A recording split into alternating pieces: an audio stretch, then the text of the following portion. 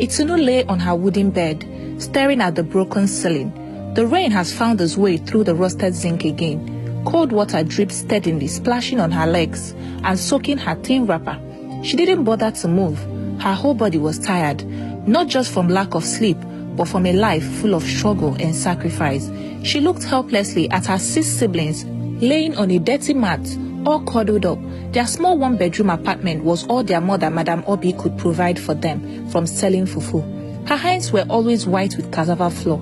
She worked hard, pounding, frying, selling, but it was never enough.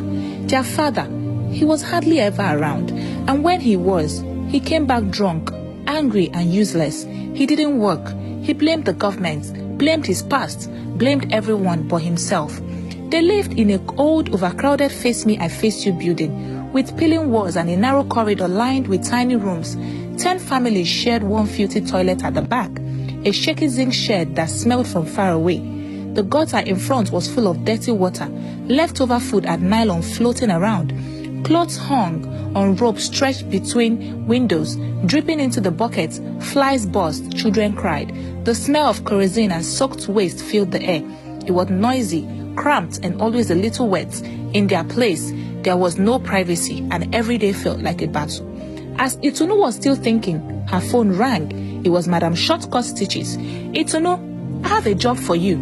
If you can come to the shop now, it's overnight work," the voice said quickly. "I'm coming, ma," she replied and got up at once. She dressed up and ran through the west streets of Lagos to Madam Shortcut's sewing shop. Her legs were tired, but she didn't stop. The sky was still dark and the road was quiet, except for the splashing of her slippers on the wet floor. When she arrived, Madam Shortcut handed her some fabric to trim and fold. She pressed, sewed, and cleaned until morning. Her eyes were red, but she said nothing. When the work was done, Madam Shortcut gave her 1,000 naira. "Take this and manage it," the woman said. "Thank you, ma," Itunu replied. She held the money tightly in her hand. Her legs felt weak, but she didn't go home yet. She walked towards Mile 12 Market. There, she saw a woman offloading bags of onions from a truck. "Auntie, can I help you arrange them?" Itunu asked. "Are you sure you know how to walk fast?" the woman asked. "Yes, ma, I can do it well." The woman agreed, and Itunu carried baskets of onions from the truck into the small store. By the time the sun was high, her clothes were soaked in sweat and the smell of onions. The woman gave her 700 naira.